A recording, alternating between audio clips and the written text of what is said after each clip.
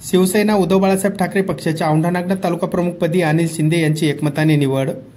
शिवसेना उद्धव बाळासाहेब ठाकरे पक्षाचे औंढा नागनाथ येथील यजमान निवास येथे दिनांक 10 नोव्हेंबर सोमवार रोजी दुपारी 3 वाजता पक्षाचे जिल्हाप्रमुख अजय उर्फ गोपू पाटील, उपजिल्हाप्रमुख जी.डी. मुळे यांच्या प्रमुख उपस्थितीत झालेल्या बैठकीत पक्षाच्या औंढा नागनाथ तालुका प्रमुखपदी अनिल शिंदे यांची एकमताने निवड करण्यात आली आहे।